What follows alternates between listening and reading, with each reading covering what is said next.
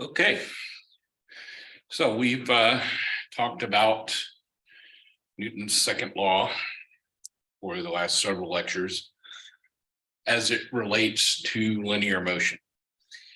Now we're going to start to get into something that's a little bit different, but not too much. It's going to seem weird when we first get into it. That's okay. This is a normal part of the physics learning process. This is one of the first places where you're going to see his material and be somewhat confused as to what's going on.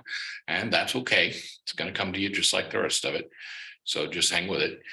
I have already posted the notes for this chapter online. It's chapter 6. I also posted the notes from chapter 5, which predominantly are just setups for homework problems and that sort of thing. So no big deal. Speaking of homework, the next set is due by midnight tonight. And it's going to cover all the Newtonian stuff that we've talked about so far. So let's talk about rotational motion. This is going to be sometimes called constant velocity circular motion, a lot of different things. So it's kind of relevant to my cat meme I have up here right now, with the kitty is falling, and we've all seen cats fall and they right themselves. And actually there's a really interesting video that Smarter Every Day has on YouTube that you can look up about cats falling and how they actually do that. And then of course we've all heard the urban legend that bread will always fall with the buttered side down.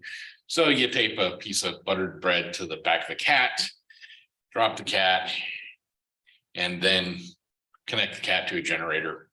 The rotational motion can be converted into electrical energy. Thus you have infinite energy because neither of them will ever hit the ground. So let me start my video here.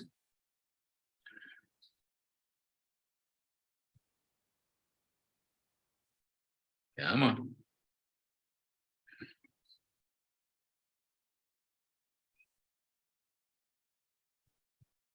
All right, let's try.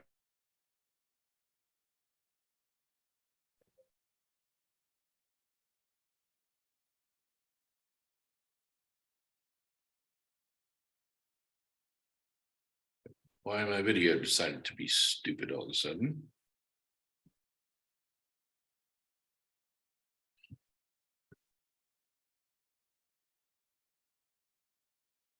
You got nothing. What is that?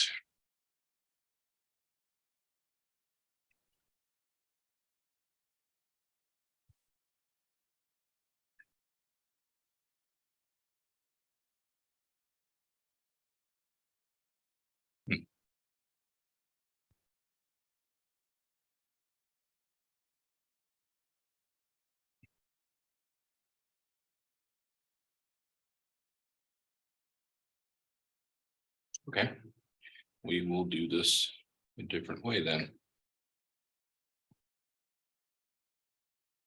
Stand by one.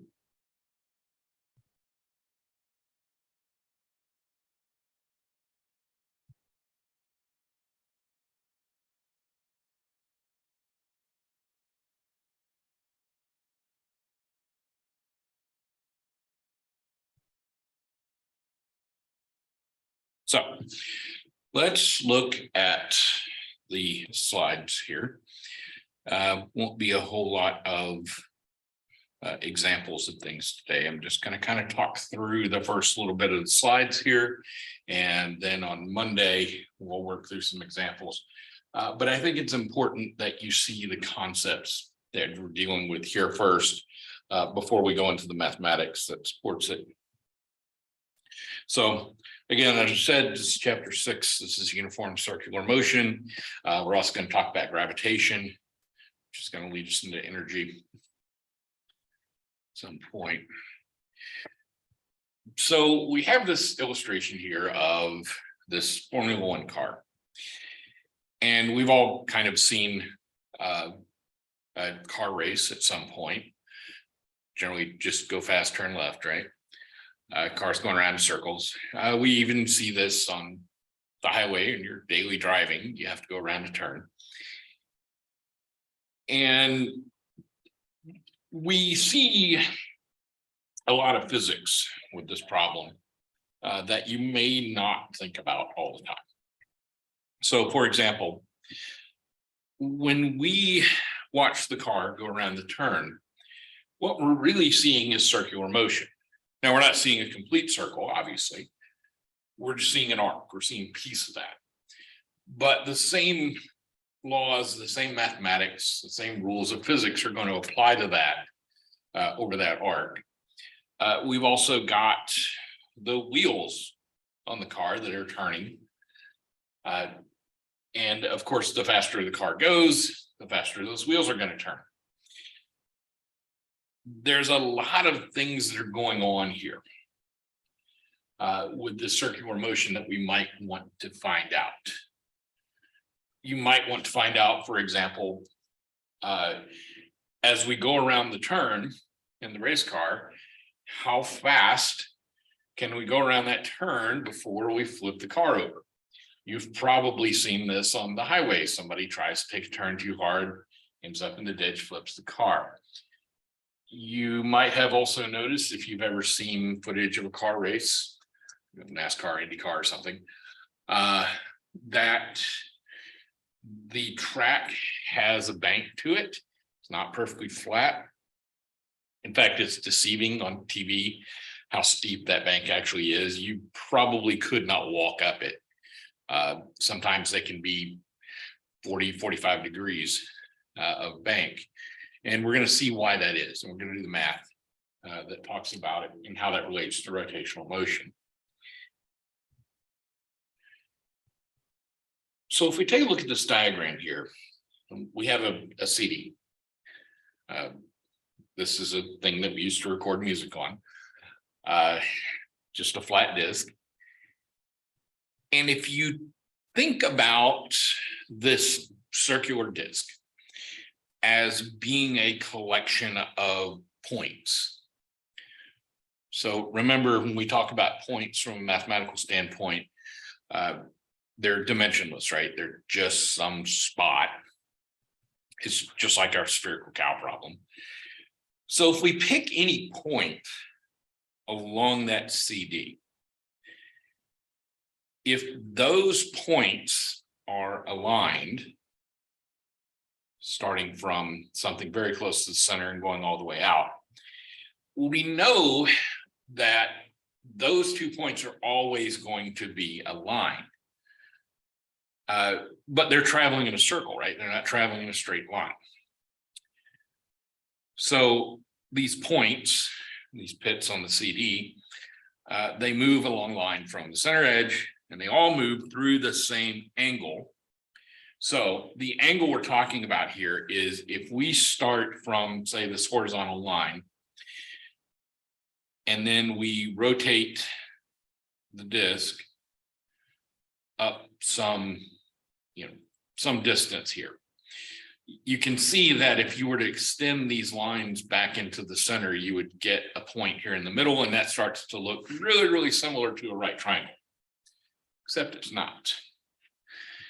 It would be great if it was a right triangle, because then these edges would be flat. Well, they're not. We have this arc. And so that's what we're going to have to deal with. But the basic concept here is we're looking at moving across an angle, this change in angle, or this delta theta, in some time, this delta t. This should look somewhat familiar to you. The concept is something we've already talked about. This is a concept of velocity, right?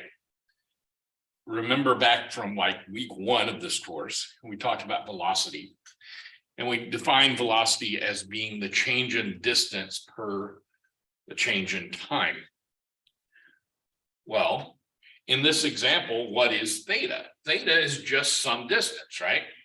It's not distance in the way that we've come to think of it normally, where we can measure it in meters or something, because it's not linear.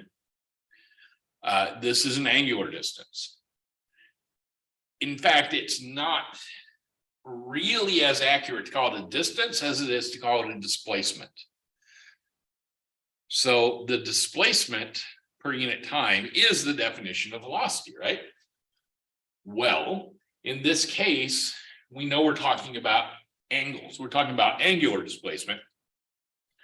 So we have a delta theta over delta t. It's still delta t because time is just time. We don't have a different way of measuring time just because we're moving in a circle. A second's a second.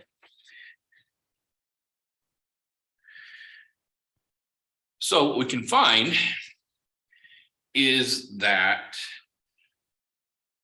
distance from the center out to the edge of the circle, whatever circle we happen to be measuring, that's some radial distance, right? This is just high school geometry. So we have a radius. And that radius is going to remain constant. It's going to get rotated through this angle delta theta. So we're just changing the position between these 2 points, this A and is that B or something? I can't see because my screen is in the way. So that change in angle takes some time. So we could find our angular velocity. But what's a little more interesting to us is this curve. Remember, I talked about this is almost a right triangle, except that we have this curved edge. And so we can't just use the Pythagorean theorem to find the length of that edge. And as we've seen from our other Newton's second law problems, finding the length of that edge is kind of important, right? Because that's going to define our vectors in the X and Y direction. So we need to know something about how to calculate the arc length. Well, it turns out that arc length is just, well, delta theta is the arc length per radius, right? Since we know radius is a constant, that's why we don't have a delta on it. The delta S is not a constant, right? Because the delta S means a change. So if you think about what this equation is telling me, the greater this angle is, as theta gets big, as long as R remains constant, then S has to get big. The reason we use S here is because it's a general form of the variable for displacement. A lot of times we'll use D in linear motion for distance, or X for range, or R for range or something. A more generic way to write that is S for displacement. And so if we do that, we know that we're talking about a displacement. So don't get too confused by the use of different variables here. All we're doing is measuring the length of this arc. So we're going to call that delta S. So we know that as theta gets big, delta S has to get big. As theta gets small, delta S has to get small. Again, assuming that radius is constant. So this can be very, very useful to us. And we're going to see here in just a minute how we do that. So here we have, damn it.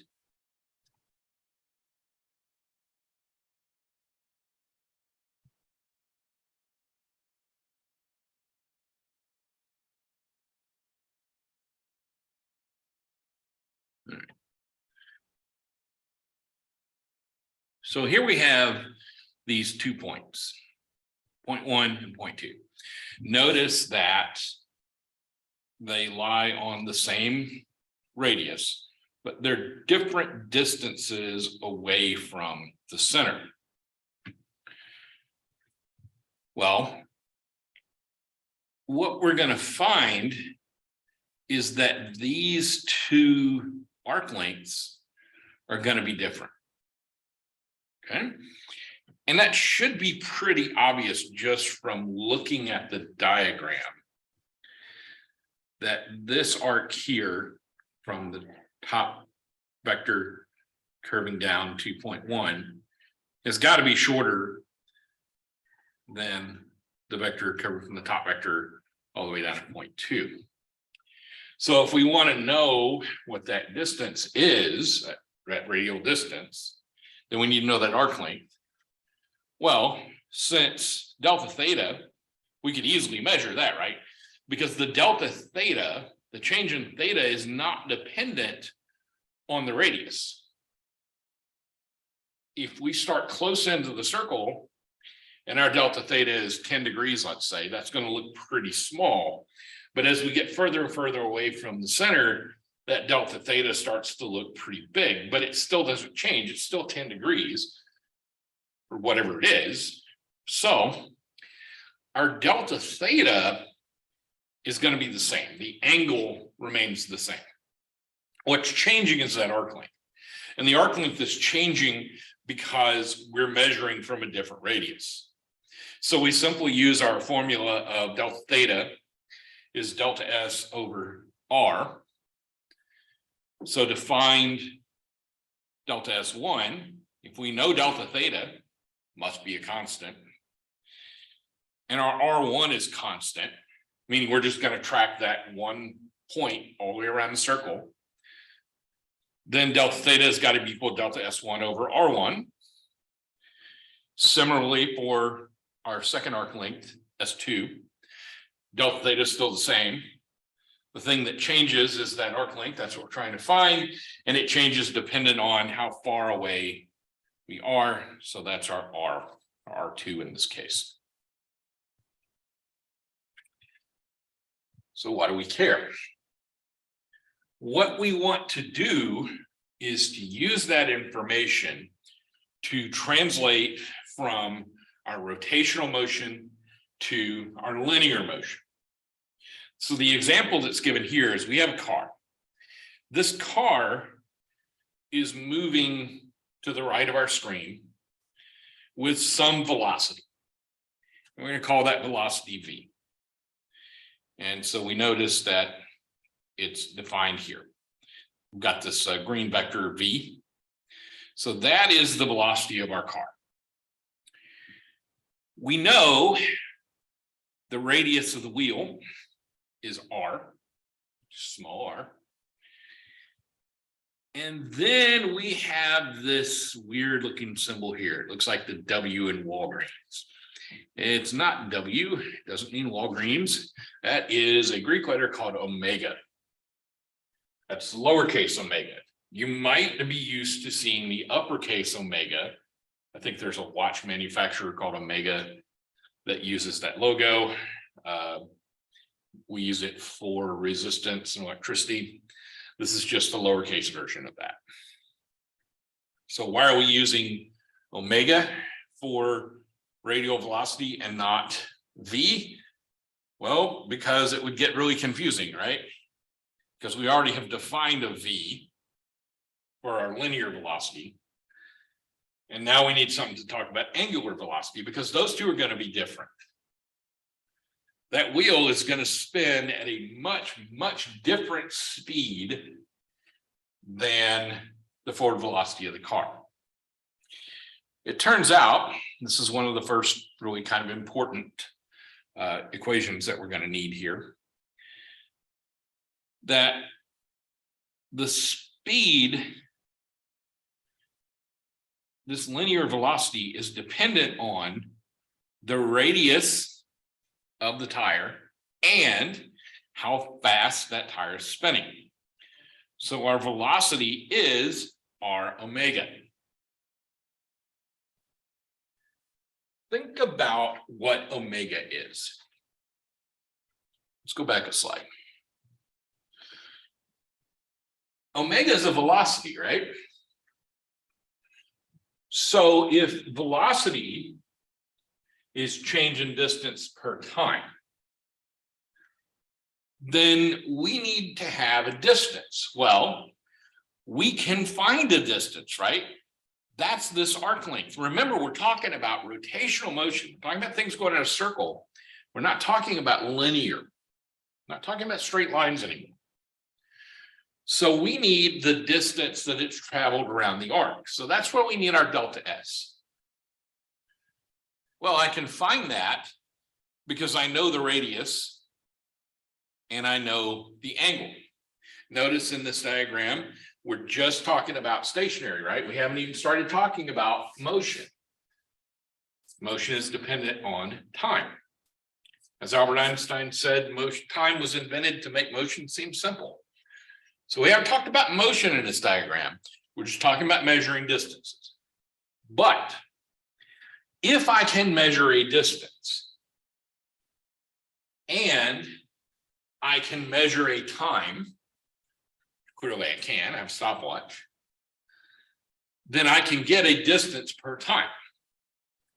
So delta S, in this case here, delta S over delta T, that is a velocity, right? It's a displacement per time, but it's an angular displacement over time. So we call that an angular velocity, and that's where you get omega. So omega is delta S over delta T. You can imagine, you can just do the algebra here and find that delta S is also delta theta times R. So plugging those values in, you can derive this pretty easily. We find that our linear velocity then is R times omega. Think about this. When you're driving around this afternoon, look at the car next to you. I mean, probably don't stare at it because, you know, you're driving. But notice that the speed the tire rotates at is going to seem very, very high compared to the distance the car travels. You'll also notice that there is a significant difference in that speed if you're talking about a car with giant tires or a car with small tires. So typically what's going to happen is if you have something with a very, very small radius, that angular velocity is going to be very high. And if you have something with a large radius, the angular velocity is going to be very slow. So when you have giant tractors or something, you're going to notice that their tires are going to spin slower than your average passenger car.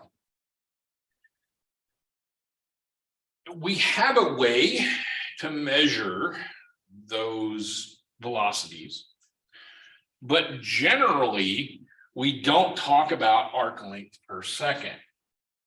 Now we will in this class because it's much, much easier to do the problems. But in your everyday life, the things that you notice and the things that you are going to measure and the things that you're going to care about its angular speed, we're going to measure in revolutions per minute.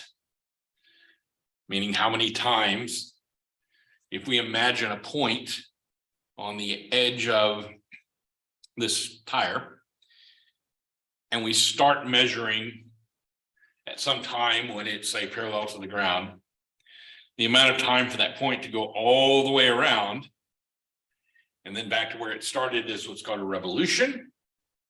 We'll also talk about orbits. When we talk about gravity, we'll use the same concept. And the amount of time it takes to do that is revolutions per minute, second, whatever. If you're old like me, you probably grew up listening to music on vinyl records. And vinyl records there were different sizes. If you go down to a vintage record shop, you can see these. You'll have sizes, and the record sizes will be labeled as, in shorthand, we'll call them 72s or 48s or 24s or 33.5. Those are not measurements of distance across the record. They are a measure of revolutions per minute on the turntable. So 72 RPM as opposed to a 45 RPM. Well, why does that matter? It has to do with the frequency of the sound you're trying to generate and how much information you can put on those records. It's a little outside the scope of this course, but the physics and the engineering of sound duplication on vinyl records is really fascinating. And I encourage you to go do some Google research, look it up. You just came in, Zahar. So. Hello. Hey. Slacking on me today? It's one of those days. Yeah, it's Friday. So here we have that same kind of problem. Okay, so we imagine a record. This is what they used to look like. So if we imagine a record and we pick some point in the center to be our origin, because that makes sense, right? Remember, I'm a physicist, I'm lazy, and I'm going to pick an origin that makes sense for me to do this problem. If I pick this origin somewhere offset from the center, that's going to make my problem really, really difficult. In fact, it makes it so difficult that we're going to need calculus to do it. And you might wonder why in the hell I'd ever want to do that. Other than just I like pain. You would do this if the mass of the disk is not uniform. So if you had, for example, you're trying to balance your car tires. If you ever look very closely at your car tires, if you look inside where you can see the brake pads and everything, sometimes you'll be able to see these little lead blocks. Those are weights. And what they're doing is they're keeping your tire level as you drive forward. You don't want it to deviate left and right, obviously, otherwise you're gonna have a really rough ride. And that has to do with something called angular momentum that we'll talk about in a few weeks. That's what's going on. And that's an example of why you would want a coordinate system where the origin is not directly in the center. Again, we're not worried about that. We're going to do just basic, simple thing. We're going to see uniform density here. So we have a record. We picked our origin in the center. And we've picked some radius, r. And we know that the record is spinning at some rate, some omega, right? Or delta S per delta T, if you like. And what we'd like to know, let's say a fly lands on the record. This thing's moving around. So what I'd like to know is, first of all, how fast is this fly moving? That's an interesting question. Because now I have to start talking about frame of reference. You're going to see very quickly that this is why we need two different variables. How fast the fly moves. Well, if we're talking about how fast the fly moves around the center, that's just got to be omega, right? Because omega, remember, is just our delta S over delta T. We're assuming the fly is not crawling back and forth and changing radius. So if the radius is a constant between these 2 points, then omega has to be constant. So the angular velocity of that fly, omega, is going to be the same. The linear velocity is going to be a little different. Not in the way you think, though. The linear velocity, remember how we got linear velocity was r omega. So if we know the radius and we know omega, and those are constant, then v must be constant. But notice in this diagram that I have not necessarily mandated what direction up, down, left, right have to be. If we took this diagram and rotated it 45 degrees to the left, we'd still have the same result. This has to do with vectors. Remember, I think I told you early on in this class that vectors are kind of a special thing we use in physics.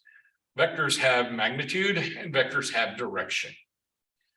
Magnitude is just how big. So 40 miles an hour, for example, is not a vector because that just tells you the scale, right? It tells you how big. 40 miles an hour to the north is a vector because it has a direction. Now we can see from this diagram that our linear velocity is the same magnitude, but the direction is going to be different. And that makes sense. If velocity is our omega, omega is dependent on that change in angle, right? That delta theta. That means omega is dependent on delta theta. That means V dependent on delta theta. But remember, when we talk about V, we're talking about linear velocity and not angular.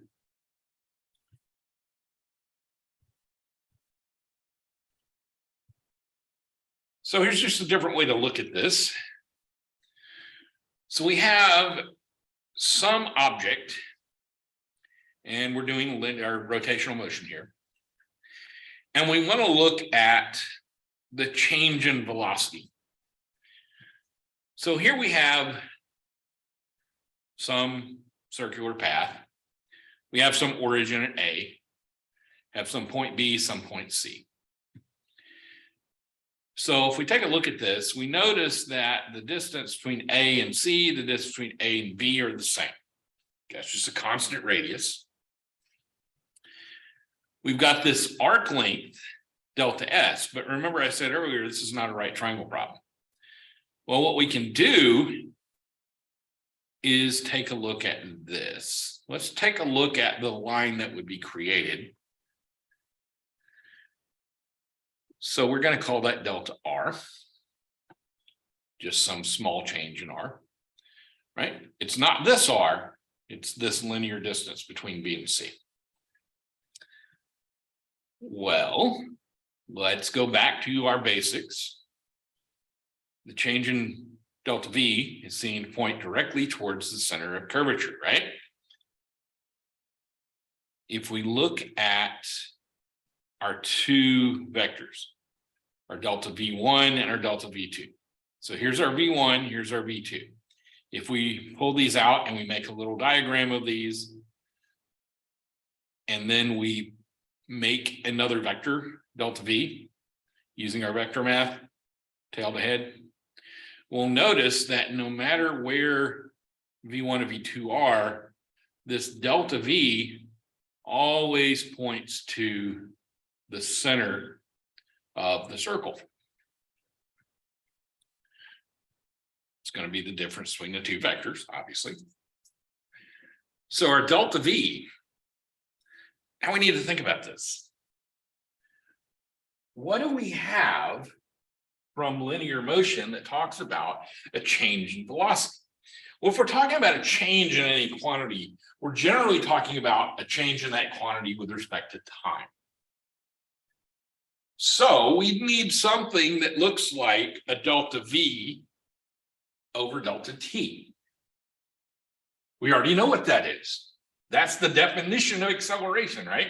Change in velocity per change in time. So that is an acceleration, but it is not linear acceleration, right? Linear acceleration would be if we started at this point B and just continued in a straight line, that would be our linear acceleration. But we're already looking at kind of what's happening on this curve. So we need a different acceleration vector. But because that vector is going to change dependent on theta, it's always going to point towards the center, as we've demonstrated here. So this is a different acceleration. This is called centripetal acceleration. We will write this as A sub C for centripetal.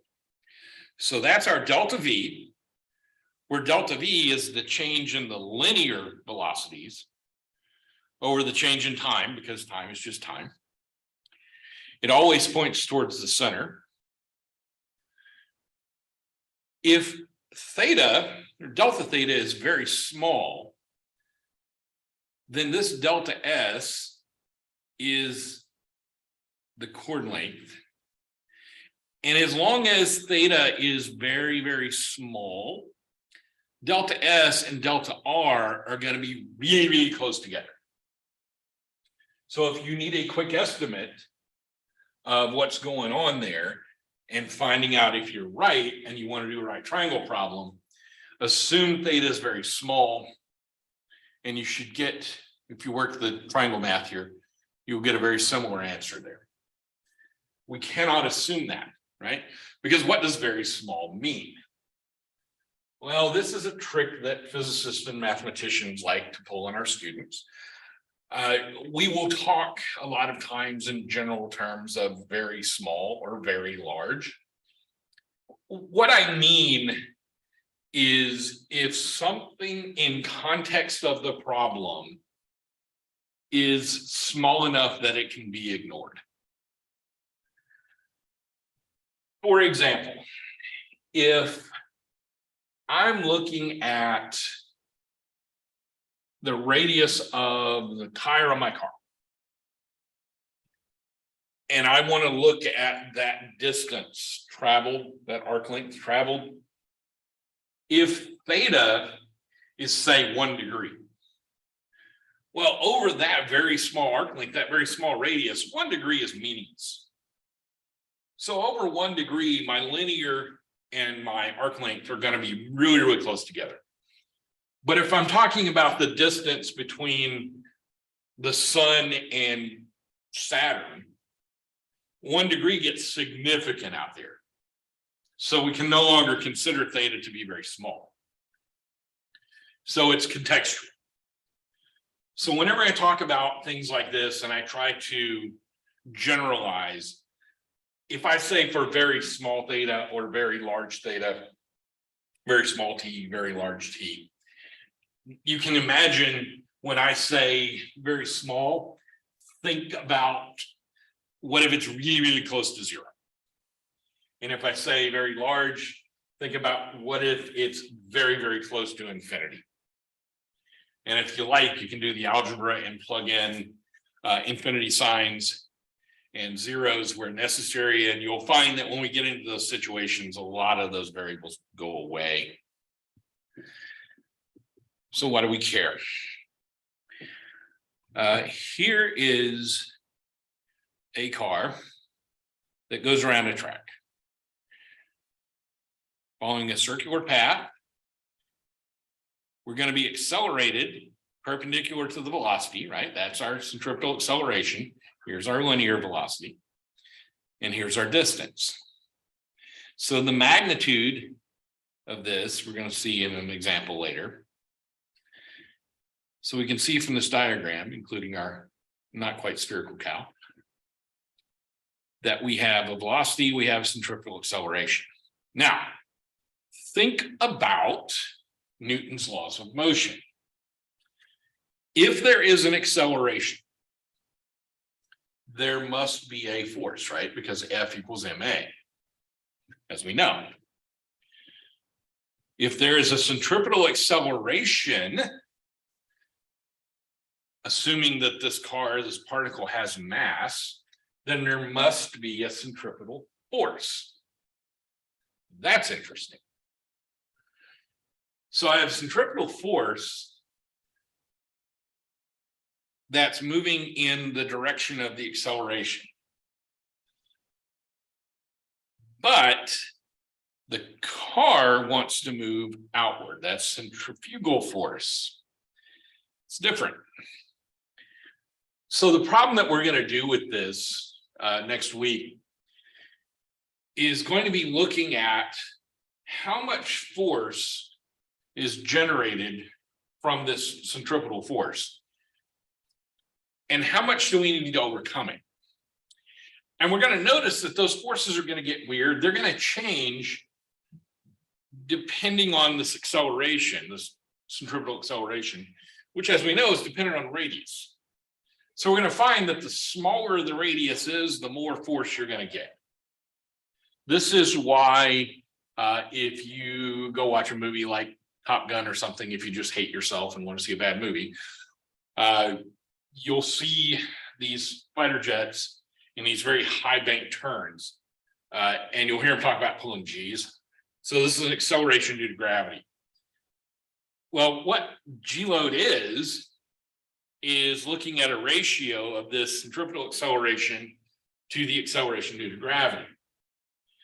If the acceleration due to gravity is 9.81 meters per second squared, let's call it 10 just to make the math easy, then 2 G's would be 2 times that, or 20 meters per second squared. 3 G's is 30 meters per second squared, etc. Something very interesting happens if we look at this from a purely mathematical standpoint. Let's say that you were in this car going around the track and you had no windows. You had no way to know what was going on in the outside world other than what you felt. You would not be able to tell if the car was traveling in a straight line or a circle, because you would only feel the centripetal acceleration, right? We're going to assume that velocity is constant here. So this is why a lot of times in science fiction films, a lot of times in theoretical scientific papers, when we talk about long range space exploration, that you see this idea of the kind of rotating spacecraft. It's because if we can spin the thing fast enough around a given radius, then we can make a centripetal acceleration that's about 9.81 meters per second squared. So that the people on the spacecraft, they're not floating anymore like microgravity. They're being pulled towards the center of the disk at a rate of 9.81 meters per second squared. To them, it feels exactly like standing on Earth, which is a useful thing if you're traveling in space for months or years at a time, because your Mark I human body is very poorly designed and does not like environments that don't look like Earth.